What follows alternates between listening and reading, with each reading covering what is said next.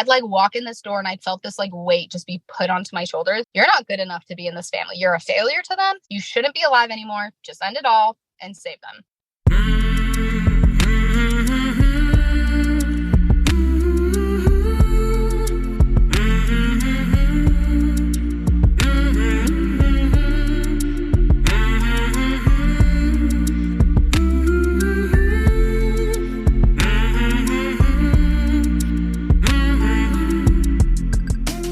Hey there, my name is Sean, and this is Suicide Noted. On this podcast, I talk with suicide attempt survivors so that we can hear their stories. Every year around the world, millions of people try to take their own lives. We almost never talk about it. We certainly don't talk about it enough, and when we do talk about it, many of us, including me, we're not very good at it. So, one of my goals with this podcast is to have more conversations, and hopefully better conversations with attempt survivors. Now, if you are a suicide attempt survivor and you would like to talk, please reach out.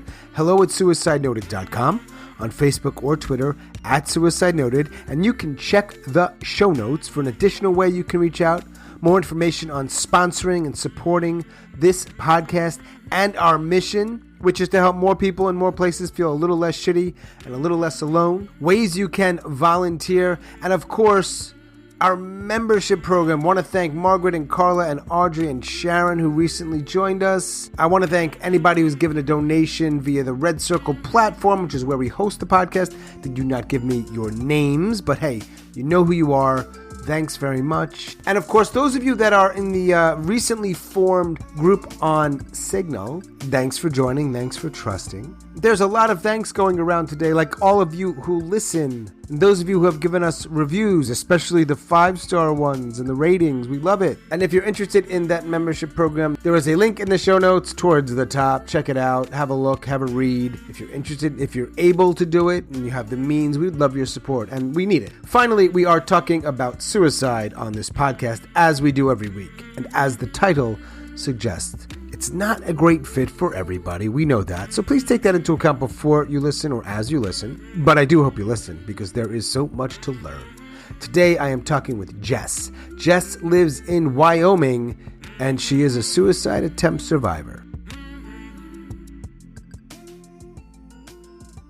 Hey, Jess. Jess, where are you?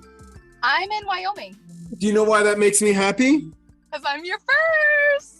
You're the first from Wyoming, which means I think we only have like 5 or 6 other states. Now, in Wyoming and perhaps states nearby, Montana, Idaho, I know they're not that close, but particularly with men, middle-aged men, they are offing themselves in huge numbers. This will be about you, but I must ask, is there something we should know about Wyoming that other than it's a weirdly shaped square state? They're all weird hicks here. They're all weird hicks. Including your nephews? No, I refuse to let them turn into hicks. Respectfully to anyone who's a hick who's listening to this. It'd be a hard one. There's a lot of social pressure there that makes people turn into things that we can't individually control much, but you're going to try. I'll try. I'll love them nonetheless, but I will try. Aunt Jess, who drives a pilot, which kind of sounds funny, and is literally sitting in the front seat of said pilot, waiting to pick up her nephew from school, is talking with me, even though we tacitly agreed that we don't talk about this. I'm sitting in a bedroom, not in Wyoming. How do we talk about something that we don't talk about? It's a bit existential, but it's also a bit practical, Jess. Here's what I know about you. Your age doesn't matter, but you're young. You're youngish. You've got nephews, which means you have at least one sibling, you see. You have a car. You're in a conservative state by most people's metrics. Let's quickly improv, and then we'll really get into it. When we say the S word, what are 3 things we're not referring to? Suicide, sex, and sleep. Now you're not my favorite improv partner. Oh. The S word we're talking about that you don't talk about could be sleep. Right. But it's not, because that's might be part of our conversation, but it could be sex. Even though in some circles that's a little bit taboo. I'm going to add the S word could be sauerkraut. Maybe spaghetti. All of those are on the table. We are trying to introduce something that is not commonly discussed, certainly not so candidly, which is essentially at the heart of this project, podcast, call it what you want. Right. But yet you are in a huge minority of people that, 1, either attempted or came close, 2, heard the podcast or heard about the podcast. 3 reached out to consider the possibility of joining me here on the podcast. Hang on, I'm not done, Jess. 4 showed up for said meeting. And finally, 5 has not hung up or ended meeting. It's continuing to talk to me. The likelihood of this happening is so low. I feel very fortunate. I won't hang up on you. Don't worry. Okay. I don't think anyone ever has. I promise. Well, one or two people, their Wi-Fi went out, and maybe they were upset. But usually, always 150 some conversations in now, they're mostly good and sometimes hard. Yeah. Before I ask you about that stuff, I am curious, and I rarely start this way. I'm curious as to what your typical days are like. Monday, Wednesday, Thursday, Friday, Saturday, I work 2 to 11. And on Tuesdays, so I have 2 sisters. They both have kids. One of them has 3 and the other one has 2. The one that has 2, I'm picking him up from school. But the one that has 3, I watch her kids on Tuesday nights. I pick them up from daycare and I watch them from like 4-ish till o'clock at night. Hashtag awesome man. Okay. What kind of work do you do? I work at Walmart. Do you like it? Depends on the day and who I have to deal with. Do you really think Walmart executives are going to hear this conversation? Like, don't worry. It really does depend on the day. I love my coworkers. I love them so much. They're like a second family to me. But sometimes the customers, only been threatened to be kidnapped once or twice. And what is the dream job? I wanted to write music. And now the conversation starts. What happened? I'm working on it. I actually have my guitar. I write music. Ooh, so you're a musician and songwriter, mostly sad and sappy? Yeah. Which I don't actually think is sad or sappy, but people might think of it as, right? Because I could hear a song that most people think is upbeat and happy, and it actually makes me feel like shit. So, Jess, I have wanted to learn an instrument for a while, and I've tried it, guitar, and it's hard. It's okay. I didn't take lessons. I just taught myself. Now I dislike you a little bit, frankly, and that might hurt your feelings.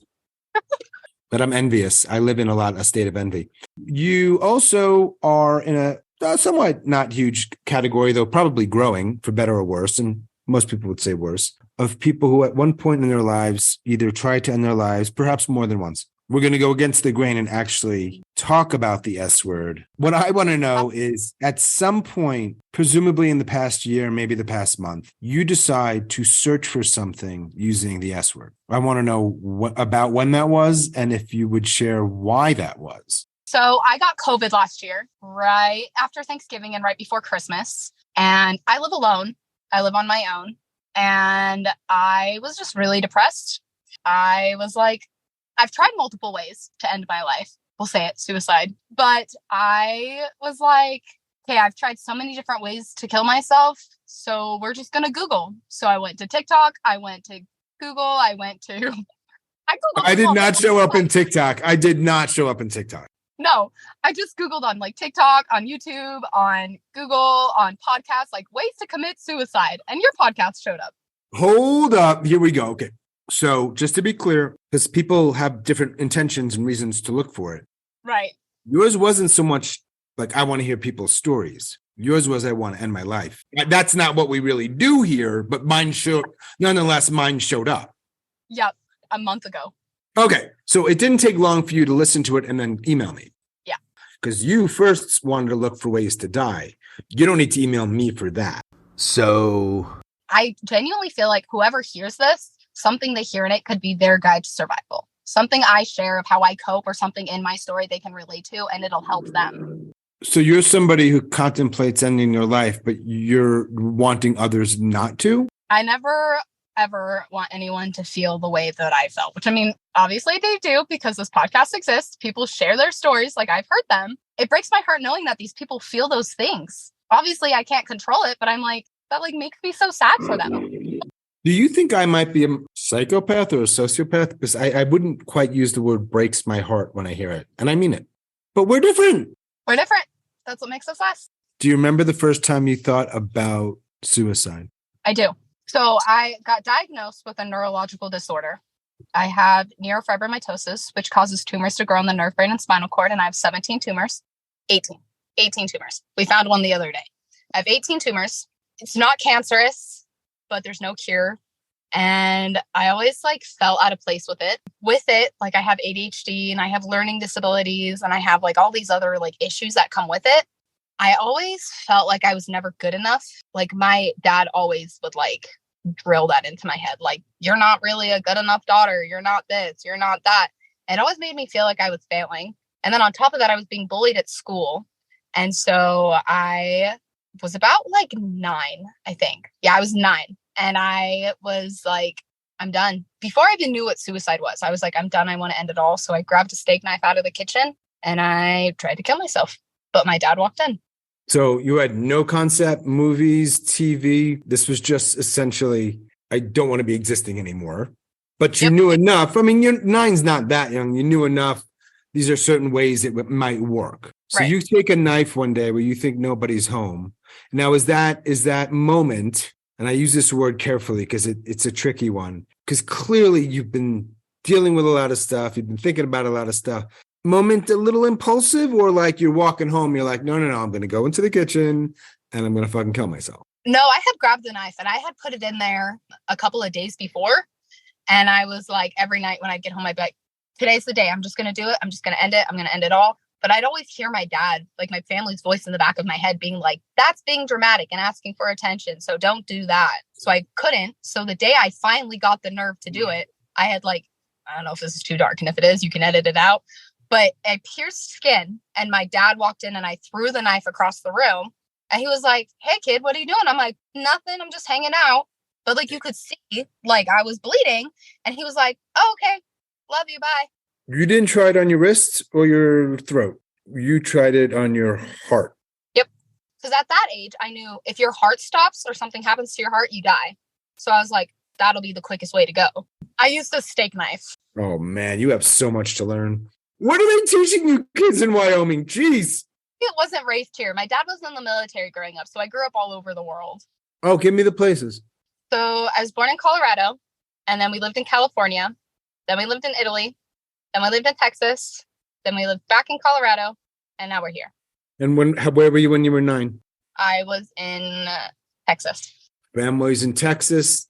Dad walks out of the room. You're bleeding. Steak knife is somewhere over there. By the way, with those tumors, it's so not fatal, but has created many, many problems that in part led to a suicide attempt. Yep.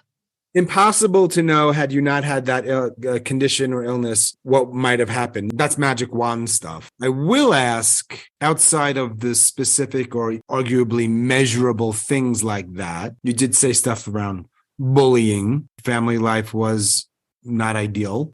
Nope. Not a hard judgment on the dad, but that was just an interesting choice he made. I don't know what his day was like in that moment, but that's just an interesting thing to say and then thing to do. He's still to this day. Like, I remember my parents got divorced right after I graduated high school, and my therapist was like, write him a really long letter, call him out on all of his shit. So I did. I was like, Dad, you literally walked into my room in 6th grade when I tried to kill myself and you did nothing. And he read that and he's like, what are you talking about? No, you didn't. You didn't try to kill yourself. Is it possible he didn't realize what it was or really has forgotten? I is oblivious and didn't really care. I want to deal with the hard stuff. Right. That's the through line for all of it. Yeah. And your mom was either attracted to that or it wasn't a deal breaker. No, she loved us more, that she just put up with it my whole life. Like, she put up with my dad my whole life because she's like, I have to do this for my kids. He's the military guy. That fits a stereotype, fair or not. Yep.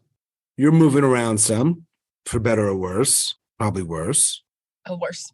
Settle in Wyoming when? When I was in 8th grade. So at that point, one attempt. Yeah. There would be times where I'd like really think about it as a kid. Did you get any help? Nope. No medication, no doctors, no counselors, no therapists, no group support, not a lot at home. Okay. One attempt. Other things you're doing that I guess we could broadly call self-harm? Nope, not at this point yet. I kind of just shoved it back. I'd always just hear my dad's voice in the back of my head. You're being dramatic. Don't do that. You're fine. You have a good life. And when did you first pick up the guitar? Freshman year of high school. Learned how to play the guitar and I wrote a song about my tumors. And I've just been writing music since. So we get into 9th grade and beyond, and you not only pick up the guitar, but I believe is where it sounds like things get even more difficult. So at this point, school's hard. Lack of better words, I was stupid. Like, I wasn't stupid, but school things, like I could hear what they were teaching, but I couldn't understand it. And Mhm. so I like felt stupid and I didn't felt like I really belonged in this family. And it always felt like every day when I'd come home from dance or I'd come home from cheer, I'd come home from track or my like after school activities, I'd like walk in this door and I felt this like weight just be put onto my shoulders. Like, you're not good enough to be in this family. You're a failure to them. You shouldn't be alive anymore. Just end it all and save them. Lack of better words, I didn't have the balls to kill myself. There's like obviously been times where I was like, nope, I'm going to do it. I have the balls now. I'm going to just end it all. But like, I would just be like, can I just, the next tumor I grow, can it just be in my brain and it be cancer and it kill me? Or, oh, it's snowing. Let me just swerve off the road and fall into a ditch and die. I really struggled with self-harm freshman year. Like throughout high school, I punched a lot of trees and my house. My mom would be like, hey, can you make dinner tonight? And I'd be like, yeah, absolutely. I'd love to. So I'd put something in the oven. And when I'd go to pull it out, I'd like stick my forearm on the rack. And I'd be like, ah, crap. That was an accident. I didn't mean to do that. Shucks. My bad. Or I'd like curl my hair for church and I'd burn my neck and be like, gosh dang me, I'm so bad with hot And tools. your Like, mom, neither parent ever even says, can we talk for a sec? nope. My brother, nope. None of them. They're living their own lives. I'm not justifying it. People get busy. Yeah. Who the fuck knows what's going on? All right. Yeah. Now, it should say interesting is that you'd had these after school activities, which tells me maybe I'm wrong. You know, you're doing some things that either bring some modicum, something. Yeah. Or I take piano lessons and like I did all these things because like I wanted to like almost feel like if I like did all these things and acted like I was okay, then they wouldn't question it. And I wouldn't get you're going to hell if you do that. When people say or threaten or whatever else, something about hell, this brings in a new dynamic to the conversation. Because I assume, unless they're using it somewhat colloquially, that your family is a church-going group. I grew up LDS. How do we not talk about that yet? Most common in Utah, if I'm not mistaken, right? The biggest. Yep. LDS, Church of Latter-day Saints, but the threat of hell was real. Yep. A kid that I went to high school with committed suicide. And I heard like this big debacle, like the kids that I went to school with, they were like, we want to do a balloon launch. And like, they wanted to like tie chicken nuggets to the bottom of it and let it go because chicken nuggets were his favorite thing. Like, or at graduation that year, they had another girl in that grade that committed suicide and the one that got in a car accident. So they wanted a big cherubs in remembrance of him. And the principal was like, absolutely not. That's supporting suicide. So I went home. Like at this point, I was struggling. Like I like wanted to die. And I went home and I told my mom, I'm like, Mom, I'm so freaking mad because like they just want to do something for these people that they love so much. And she's like, no, I agree with the principal. If you commit suicide, you're going to hell. Okay, I'll go into hell then. See you later. I'm going to refrain from commenting because once in a while I do say things that I'm thinking that was a bit much, but I think you know where I'm going. So you're around it some. You've tried once. You're around it some. People around you have died that way. Yep. You've mentioned earlier that you have several attempts in your life. You're not that old. Nope. So where does the next one come in? After I graduated. All right, you got through high school. Yeah. But think about it a lot. I had this journal that all the deepest, darkest thoughts, my bad words that I wasn't allowed to say, I'd write in them. Like, I'd be like, I just want to fucking die. Wasn't allowed to say that out loud. So I'd write them in this journal. And I was at cheer practice my junior year and my mom found it. And my parents gave me the good cop, bad cop lecture. Who was the good cop? Dad, don't do that, Jess. That hurts my heart. Just don't struggle. Just don't. Make a choice and be a good girl. Choose better. Okay, I will. I'm sorry. I didn't know that was an option. Thank you, Mama. Now, what about Dad? That was Dad. Dad was the good that was cop. Dad, good cop. And Mom was, this is just dramatic. You're going to go to hell if you do these things. Like, you're fine. You have a good life. You have a good family. You have a home. You have a good school. You have a good education. Are you allowed to journal things like that? Won't God find out? Yep. So you're taking a risk, and it means you're really in pain. Yeah. I honestly, at that point of my life too, like when I was a kid, all I ever wanted, like besides being a musician, if you asked me when I was like 4 or 5, what do you want to be when you grow up? I was like, a mom. I have kids. I want to be a mom and I want to love kids to the ends of the earth. Like that's all I ever wanted for as long as I can remember, but I can't have kids because of this disease. And so I was always like, why would God do that to me? Obviously he doesn't love me. So when I was journaling, I was like, you don't care about me. I don't care about you. Cool. We'll probably circle back to this, but Do you think there's an overarching sort of narrative here of the main reason you want to die is because you can't have kids? Yep. One more question about parents and LDS. Forgive me. Okay. I forgive you. LDS is a religion, and is Jesus Christ its God? So without getting too churchy, like, you know how the Holy Trinity is like a triangle? Barely. Right. So it's not like that, but we believe there's three beings, but they're separate. So there's Jesus Christ, Heavenly Father, and God. Now, could we also agree? You see that these are going to be somewhat loaded questions, that there are certain ways of being, ways of thinking, ways of behaving that they would all agree on, like, or all not agree on. Like, one is all of them agree you can't murder people. All of them agree you can't assault people. There's probably some overlap with some other religions with that. Yeah.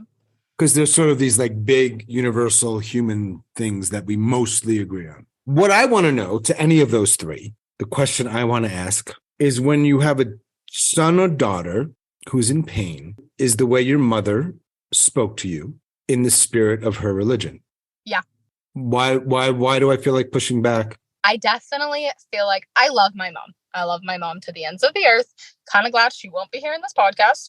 I feel like with her, though, like when we found my tumors, how I explained it as a child, sorry, we're backtracking a little bit.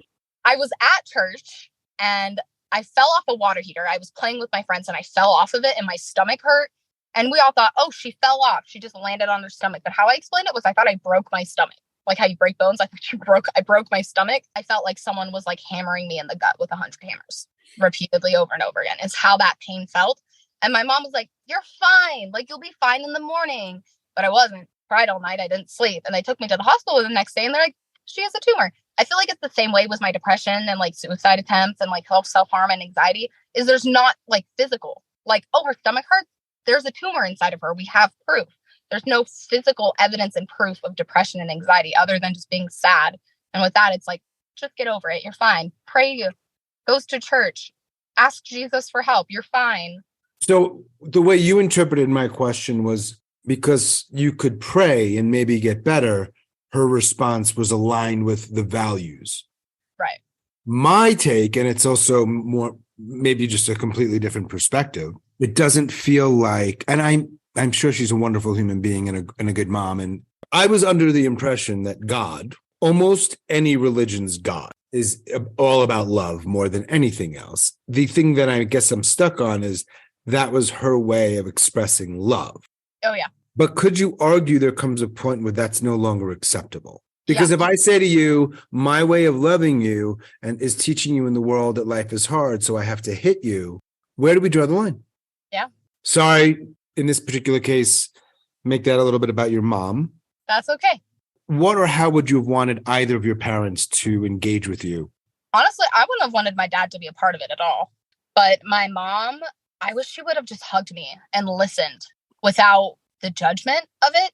I wish she would have just listened and been like, I want to understand what you're going through. I want to help you. You know what that weirdly reminds me of, what you just said, hugging and wanting to listen and understand? God. Yeah. I mean, some people call me a poet, Jess. So what do you want me to do? Point made. I'll move on. Take us through, not that the attempts are necessarily like the anchor points, but just give me a little context too. When you're out of high school, are you... Dad was gone at this point. Dad had left us for another woman, moved to Iowa. He'd been with her since my junior year of high school. Not the only woman he had been with. Explains my entire childhood. I watched him leave. I watched my parents last fight and I watched him pack up his bags and leave. And then I started dating this boy. He was not the greatest. He was very narcissistic and controlling. He made me sign a contract. LDS? Yeah. Would you date outside or no? Was that just no? No. Please tell me what's in the contract if you're okay with that. I still have it. I can read it to you. You have it in the car? No, I have it on my phone because I like to look at it sometimes and laugh because I'm like, he's a piece of shit. I am never going back to that again. Okay. Where is he now? He is in Mexico. All right. So you start dating him before he leaves to Mexico. I was emotionally exhausting and the thought of marrying me made me nauseous. So we broke up. He would like sexually assault me, but I would tell him no. And he would tell me that I'm going to get mad. You need to leave. And that fear of when I would make my dad mad and he would get angry would kick back in. I was like, no, I have to make him happy so he doesn't hit me or throw me at walls. Was there a risk again of being sort of shunned for talking about the truth? Don't be so dramatic. Oh, yeah. He would tell me things like that, too. Like, oh, your dad left a week ago? You're fine. Stop crying. You've been praying for this forever. Like, doesn't mean it doesn't hurt. How long were you two together? 11 months. How long in was the first assault? We weren't even dating at that point. We had been talking for 2 weeks. And then I started to date him because he made my family happy. I didn't care about me. I was like, if I'm miserable and treated like shit, who cares? He makes my family happy. That's all I care about. I'm going to ask you a question I've never asked anybody on this podcast, and you may not like it, or it may feel a little insensitive. So please say, I prefer not to answer that. But my goal is not to make you feel awkward. In your entire time with this young man, did you ever have one intimate experience that was at least at a minimum not unpleasurable? Like once. Okay. Just getting some context. For most people, the goal is at a minimum to be not unpleasurable, ideally. Right. 11 months later, he's not with you anymore. And in that time, can I guess two things? One, you ideate fairly often. Mm-hmm. Do you try again? I would try drowning myself. Wait, what? I would try drowning myself in the bathtub. So at some point, maximum 90 seconds, you get out of the water. Yeah. And then I get dressed and I go to bed. And you're still alive. Yeah. And you had just wanted to not be alive. What's that like? It kind of sucked. Kind of hated it. But then after him, I started dating a new boy. LDS. Surprise! I see a pattern emerging. Genuinely, the love he showed me in the beginning, it was like, is this how I'm supposed to be loved? Yeah, right. There's a word for that, but we won't go into it. You're right. But I'd always be like, I don't know if I'm supposed to feel this kind of love. I don't know if I deserve it. It's a fucked up, but I love it. Yeah. Like, I don't know if I should be feeling this kind of love. And you're what, 19 or 20 years old? I was 20 at this time. Are you in college? Are you working? No, I'm living with my mom still, and I was working with adults with disabilities at this time. Very cool. Yeah. Where'd you meet this guy? On a Mormon dating app. Wait, go back. Wait, where'd you meet the first guy? We went to high school together. Right. He was a Wolverine also? Yep. Now, please, I can't wait for what I'm about to hear. Please tell me, before you tell me the name of the Mormon dating app, I want to guess. Just tell me this. And don't give it away until we're ready, please. Okay. 1 word, 2 words, 3 words in the whole title. 1. Like, for example, like Tinder, like Bumble. Yeah. And I need you in the audience to know that in these moments, I'm getting more aware in my life of the joy that I have rushing through my whole fucking body and soul. I can't tell you why. My guess number 1, more love. No. Close? No. Starts with the right letter. Is it 1 syllable, 2 or more? 2. This is going to be the defining moment of this podcast's history right here. This is where we fucking go viral finally. I'm telling you, we're breaking barriers and we're crossing into new worlds. Is it geared for women to find men, men to find women, or both? Both. More mom. No. And I think I'm getting caught on the MOR. And is it wise for me to not go in that direction? Yeah. Is this as joyful? Is this as fun for you as it is for me? Because it doesn't look like it is. I It's wanted awesome. to have like a hint I could give you, and you might. Oh no, because I know because it's probably going to be. They're usually spelled a little weirdly so that they can get the domain, like MY or mnemonic, like an MN. And you're like, but because you said there was 2 syllables, mistletoe. No, scratch that. I want to take that back. Okay, you can take it back. All right, give me 1 hint without giving it away. I'm a little disappointed in myself. How much do you know about the Mormon Church? Everything you just told me. Okay, so the name of the app is the same thing that when you're a youth between the ages of 12 and 18, you go to this on Wednesday nights. Mission. Nope. Because that's what your ex is doing. Yeah, and he's over 18. I blew it. Go. Mutual. That's a good name. It is. And you found this dude and he was super great and your family probably liked him too. They never met him. He actually was going to school in Utah at this time. And actually met my best friend through him, who also met him on Mutual. He was going to school in Utah, and then he got his mission call, so he went back to Utah, North Dakota, which is where he's from. So I flew out there twice to see him before he went on his mission, which is why my family's never met him. Where's his mission? He was in Guatemala. He came home 10 days after I broke up with him. Sounds like there's a lot of things going on in Latin America with respect to the missions. Respectfully, you're not wrong. I'm not wrong. You No. broke up with him. Why? Did he do something problematic or you just grew apart? So that's when my depression got really bad. He left on his mission and I was still head over heels, loved him, saw the moon in his eyes, and he just slowly pulled away. I got really depressed, which is common for girls who are waiting for missionaries. I lost 45 pounds in the first month he was gone. Wow. He'd be like, no, I want to know these things you're struggling with. So I'd tell him, I'd be like, babe, I lost 45 pounds and you've only been gone 6 weeks. And he's like, okay. And I'd always felt like he didn't love me enough. Or so you get a P day when you're on a mission, which is like personal day, preparation day. And it's whatever day of the week. Like I have a different friend who's on a mission and his is on Monday, but my ex-boyfriend's was on Wednesdays. Mm-hmm. So I talked Wednesdays and he would never talk to me. He like would say, hi, I'm alive. And that's it every single week. And it like killed me because I'm like, I need more. Like, do you still love me? That's when I would start self-harming because I always felt the need to punish myself because I wasn't being a good enough girlfriend for him. This is where we were clever. Okay. I shouldn't joke about that. I'm sorry. But you know, those metal stringy thingies that you use to clean your pots and pans? That's what I would use. I would like scrape my legs and my arms with it. He didn't know about that. Oh, he knew. And he was just like, okay, don't do that. That sucks. When did you leave the guy? I left him July 4th. 2022? Mm-hmm. But my attempt was the month before, and that was my breaking point. I tried to OD on pills. Third method. Yep.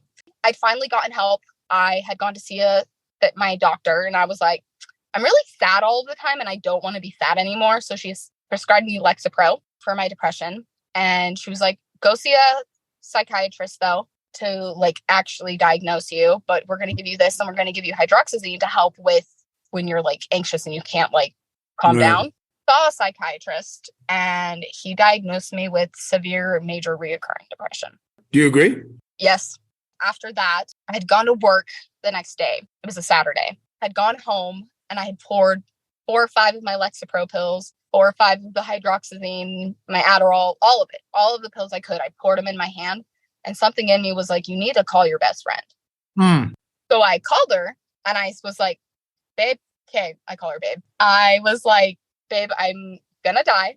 I have the pills in my hand, but I don't want to take them, but I feel like I have to. And I don't know what she said. I genuinely do not remember. I like blacked out at this moment, but somehow she convinced me to drive to the hospital. So I drove to the hospital and I checked myself in. I think part of it was like me calling her to say goodbye, but I was too scared to tell her because I didn't want her to hurt. I think I was like, if I call her and talk to her and then I just hang up, then she'll have that last moment with me. Yeah. You go to the hospital. And I'm like, if you don't do something right now, I'm going to go home and I'm going to actually kill myself. How did that person respond in that moment? They were like, okay, can you fill out your form or do you need someone to do it for you? I was like, I can do it. Like, it's like, I can do it. It's okay. So I filled it out. They texted me in and I was there till the next morning. And I talked to a psychiatrist and they talked about putting me into a mental hospital, one that's 3 hours away from here. It was like a counseling center. So I'd stay up there. They do like the evaluation and then I'd stay up there and they had it all set. They had a bed picked for me, whatever. I'd even texted my mom while I was in the hospital. I was like, Mom, I tried to OD on pills. I'm okay. I'll keep you updated. I'll just want you to know I'm in the hospital. And she's like, do you need to come up? And I was like, no, I'm good. And so she was like, okay, well, keep me updated. So then the next day was Sunday. I went to church and then we went out to my grandparents for dinner. Then I told her they're checking me into a mental hospital. You were allowed to leave that one facility before you went to the other one. Because I voluntarily admitted. I would have thought you were going to kill yourself if it were me, frankly. Yeah. Okay. You didn't. I convinced them I was fine. That's the thing we do. Yeah. No, it's like, live, laugh, love. We're okay. I just wanted attention. You were being so dramatic, weren't you? Obviously. You get out of that place, you're with some family, and there's possible plans of you going to this counseling center that's far away that I assume you'd be staying at for several days or longer, but you don't go. No, because my mom told me I couldn't because I was being dramatic. At this point, you've got a medical professionals who are saying you should go, at least 1 or 2, I assume, right? Yep. And she was like, so how it had worked, the facility, they were like, because I had like called them and talked to them because I was voluntarily admitting myself. They were like, so you will have to drive down, have someone bring you, and then we will bring you home at the end of your stay. So I was like, okay, I just need to find a ride. My mom's like, well, I'm not driving you. And you're not asking anyone in our family for help. And so I had asked a couple friends and they couldn't. They were like, we want to, but I'm literally going to be out of town at like my grandma's funeral or going to be somewhere else at something else. I literally cannot. And I was too terrified to ask anyone else because I was like, hey, I'm struggling and I want to die. I'm getting help. Can you drive me? Can I ask you two questions? I'm hung up on your mom. Sorry. I want to ask you a question about your mom. I just want to understand this thing she keeps talking about with being dramatic. I'm not a therapist or a shrink or a counselor, and I think a lot of that's kind of psychobabble. But do you have any idea why she is like that? I definitely think that was her parents. Like her parents were very much so like that to her growing up. You stayed for one day in the one place, then you never made it to the other place. And that was shortly before Central America was no longer in your life. Yep. Your choice, that was 6-7 months ago, summer 2022. You're obviously still with us. What's it been like since? It's hard. There was another attempt. That one was 100 days ago. Wait. There's a coincidence that we're talking at the 100-day mark? Mm-hmm. New, different, and fourth method, or did you go back to an old one? No, I tried risks, but I didn't go deep enough. And so I went to the hospital again. Same one? No, my cousin actually drove me and we went to a hospital 30 minutes away. I was there for a couple of hours and they were like mean. They were like, you're fine. Just get over it. Oh, but they didn't also accuse you of being dramatic? Oh, they did. They're like, you're fine. Like, quit being dramatic. Get over it. Is there anywhere you can go to get help? I see a therapist now. When you mentioned a therapist, when did you start seeing therapists for the first time? A therapist? Right after I graduated high school when my dad left. But this is a different therapist? Yeah. And you said that you had been on meds. Mm-hmm. I'm getting the sense that you stopped, or are you on meds? No, I quit taking them. I decided I was over them. You take meds for your other condition? So I also have this thing where I like just throw up, which I also was another form of self-harm that I had. I would make myself throw up. Now I just do it uncontrollably. I just make myself, like, I don't make myself throw up. It just happens. Promise if that happens right now, I will cut it out of the podcast. I didn't eat, so I won't throw up. I promise. How many people in the world know that we're talking? My best friend does, and she will be listening to this podcast. She told me to send it to her when I'm done and when it's out. And I have another friend, and he wants to listen to it when it's out. All LDS? One of my best friends, she used to be LDS, but she left the church. And the guy is still LDS. He just got off his mission. From? He served in Colorado. And so you left the hospital, and then if we can kind of flash forward, and now we're talking. Yeah. And then I left the hospital the second time. Really? I mean, I found my people. Like, it's still hard. Wait, who are your people? Like, my best friends. Oh, that was recent. Mm-hmm. Are you vaping? Dude, you're not LDS. That's allowed. Of course it's allowed, but you're not Mormon at this point. You're breaking too many fucking rules. And you said earlier that you still want to meet somebody. So men out there in Wyoming and perhaps willing to travel, though probably not too far because she's got a job and a nephew. Jess in Wyoming is available, but she's picky. Let's just know that. But I'm nice. Do you wish that any of those attempts had worked? All of them. As we speak right now. Oh yeah. Just now, I'm not doing this to make you feel guilty. Family, nephews, who I bet you're pretty cool with your nephews. 2 friends, you're actively on dating websites, and your answer to my question was you wish all, I believe, 4 had worked and you had died. Yep. And had you died, would you be where? In hell. Because I took my own life. It wasn't like natural. Where do we draw the line with natural? I caused my own death. I didn't like get cancer and die, or I didn't. Oh, so if I get hit by a car, I'm not wearing my seatbelt, I'm going to heaven? If I got cancer because I'm smoking, I'm going to heaven? No. So if I go outside too long without sun protection over 50 years and I get skin cancer and die, I'm not going to heaven. How the fuck do you get into heaven? Yeah. In the Mormon stance, be perfect. Okay, I'm done. I can, not with you. I can't. I'll ask some people I meet on Mutual. How's that? Because maybe I just can't. If they say, dude, my age single, they're going to be like, stay away from that guy. That motherfucker's dangerous. Like, that is what a serial killer looks like. Leave now. Swipe any direction other than the one you're supposed to. How many people in your life do you have, and we're not including your therapist in this particular, for this particular question, to talk to about difficult things? My best friend. Of your 4 attempts, how many people know about all of them? She does. And my therapist and you. I'm in good company. Other than vaping and your nephew and music, what helps? The rest of my nephews, my best friend. Not church. Oh, yeah. No, that's what I was expecting. Not church. Okay. What are you, 21, 22, 23? I'm 21. When's your birthday? June 27th. Cancer. That's me. Me too. July 4th. Oh. Not the day you try to kill yourself. Thanks for that, Jess. Not taking it personally. You do know that the mascot of the University of Wyoming is the Cowboys, I assume? Yes, sir. So you're 21. Late June 2023, you'll be 22. Say that 5 times fast. Will you be alive for that birthday? I hope so. But I don't know what tomorrow's promised.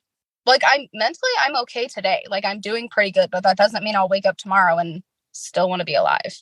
Like, my goal with therapy is to learn to obviously I know depression is never cured. It's never going to be cured, but I'm hoping I can get to a point where I can cope with it better than I have been, where I can learn the tools that when I want to kill myself, I can do this instead and it will help me. That's my goal. You know, when people meet people for, dating and it's awkward, especially online, how and when do I tell them this thing? It's big, but it might be too soon and yada, yada, yada.